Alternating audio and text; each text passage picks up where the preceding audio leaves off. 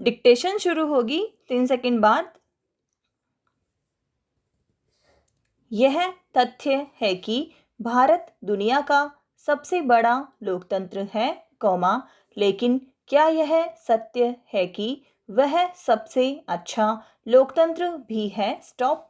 वह सबसे बड़ा तो सिर्फ इसलिए है कि उसकी जनसंख्या किसी भी बड़े से बड़े लोकतंत्र से 5 गुनी या 10 गुनी है। स्टॉप। संख्या बल हमारे लोकतंत्र को अनुपम तो बनाता ही है, उसकी विविधता भी उसे विलक्षण रूप प्रदान करती है। स्टॉप। अमेरिका, ब्रिटेन और फ्रांस जैसे देश अपने अपने लोकतंत्र को अति विशिष्ट बता सकते हैं, लेकिन क्या उनके यहाँ भारत के समान दर्जनों धर्म, संप्रदाय, भाषाएं, रीति रिवाज और हजारों जातियां हैं? स्टॉप। क्या उन्हें कभी इतनी विविधताओं का सामना करना पड़ा है? स्टॉप।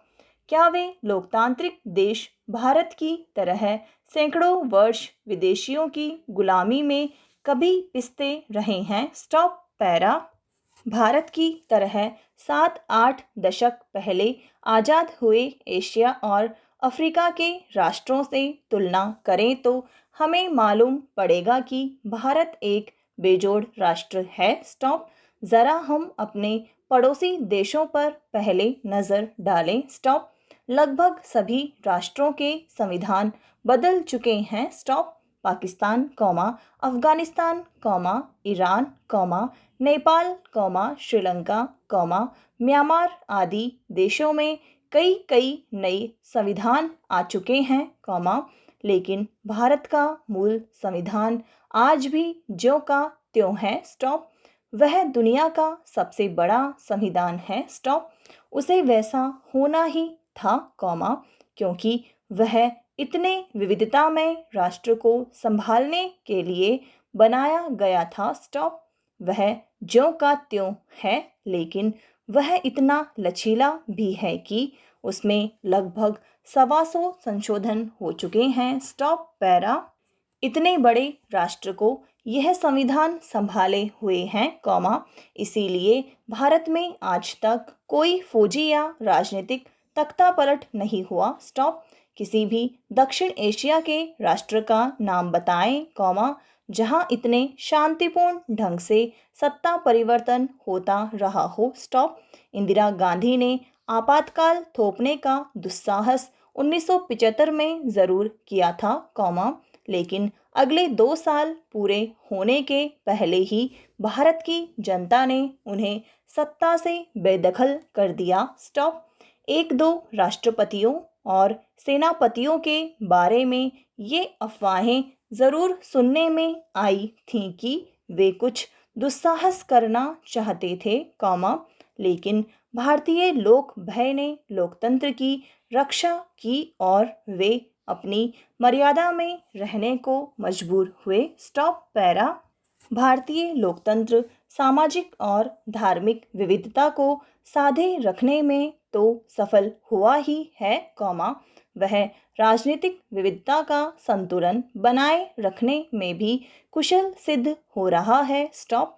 वह जमाना गया, जब केरल की कम्युनिस्ट सरकार को नेहरू काल में और इंदिरा व मोरारजी काल में विरोधियों की प्रांतीय सरकारों को अकारण ही बर्खास्त कर दिया जाता था। स्टॉप। अब केंद्र में चाहे किसी भी दल की सरकार हो, चाहे कांग्रेस की रही हो या आज भाजपा की हो, ये सरकारें काफ़ी मजबूत होते हुए भी राज्यों की विपक्षी सरकारों को बर्दाश्त करती रहती हैं। स्टॉप। यही राजनीतिक विविधता का संतुलन है। स्टॉप। जहां तक मतदान से सत्ता परिवर्तन का सवाल है, इस मुद्दे पर हारी हुई पार्टियां कुछ न कुछ गड़बड़ी का इल्ज़ाम ज़रूर लगाती हैं, लेकिन भारत की जनता न तो उससे प्रभावित होती है और न ही वे पार्टियां कभी अपने आरोपों को सिद्ध कर पाती हैं। स्टॉप। पैरा। इन सब खूबियों के बावजूद क्या हम अपने लोकतंत्र की वर्तमान दशा से संतुष्ट हो सकते हैं? स्टॉप। क्या हम उसे दुनिया का सर्वश्रेष्ठ लोकतंत्र कह सकते हैं? स्टॉप। फिलहाल तो नहीं कह सकते, लेकिन हमारी जनता और नेता कोशिश करें तो सचमुच भारत दुनिया का सर्वश्रेष्ठ लोकतंत्र बन सकता है। स्टॉप। इसके लिए ज़रूरी है कि हम हमारे लोकतंत्र की कमियों को खोजें और उनका निवारण करें। स्टॉप। व्यवस्था में मौजूद भ्रष्टाचार को खत्म करना देश की सबसे पहली ज़रूरत है। स्टॉप। क्योंकि यह व्यवस्था ही है जो अनेक सुधारवादी कदमों को पूरा होने से पहले ही रोक लेती है। स्टॉप। पैरा। वोट नेताओं की प्रसिद्धि का एक पैमाना हो सकते हैं। स्टॉप। हमारे दर्जन भर से भी ज़्यादा प्रधानमंत्री हो गए हैं, लेकिन कितने प्रधानमंत्री हैं, जिन्हें अपने निर्वाचन क्षेत्र में 51% से ज़्यादा वोट मिले हैं? स्टॉप। पीवी नरसिंह राव और नरेंद्र मोदी के अलावा किसी भी प्रधानमंत्री को इस श्रेणी में नहीं रखा जा सकता। स्टॉप। नेहरू और इंदिरा गांधी को भी नहीं। स्टॉप। यही हाल हमारी संसद का भी है। स्टॉप। संसद के लगभग 550 सदस्यों में से 50 भी प्राय ऐसे नहीं होते, जिन्हें अपने चुनाव क्षेत्र में 51% वोट मिले होते हैं। स्टॉप। दूसरे शब्दों में इसे यूं कहा जा सकता है कि हमारे नेता और सांसद ठोस बहुमत से ही चुने जाने चाहिए। स्टॉप। पैरा।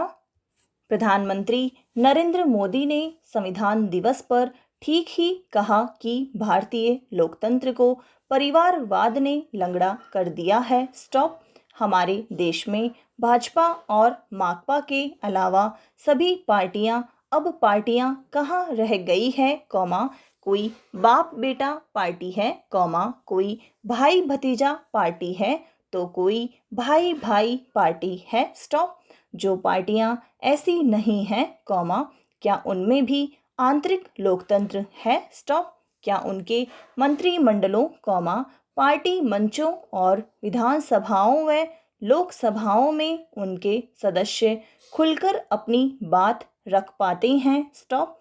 उनके पदाधिकारियों की नियुक्तियां मुक्त चुनाव से होती हैं? स्टॉप। बात कहने की आज़ादी का पालन सबसे पहले दलों के आंतरिक लोकतंत्र में होना चाहिए। स्टॉप। अपने लोकतंत्र को स्वस्थ बनाने के लिए इस कमी को दूर करना जरूरी है। स्टॉप। पैरा।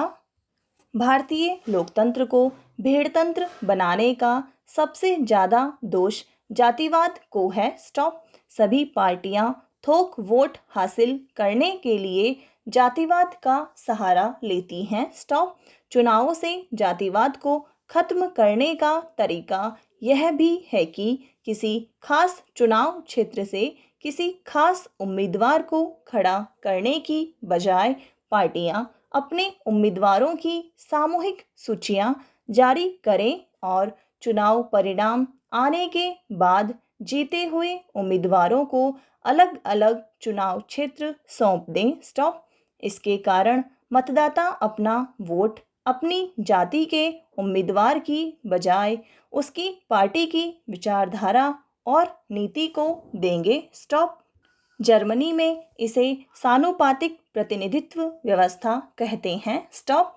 हमारी चुनाव व्यवस्था कुछ ऐसी है कि पूरे 5 साल में सिर्फ एक बार ही जनता को लगता है कि वह मालिक है और नेता उसके सेवक हैं। स्टॉप। वोट के लिए नेता कोई भी पैंतरा मारने के लिए तैयार हो जाते हैं। स्टॉप।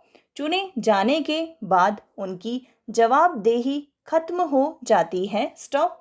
उसे कायम करने या लोकतंत्र को निरंतर जीवंत रखने के लिए ज़रूरी है कि स्विट्ज़रलैंड की तरह भारत में जनप्रतिनिधियों की वापसी और कानूनों पर जनमत संग्रह का प्रावधान हो।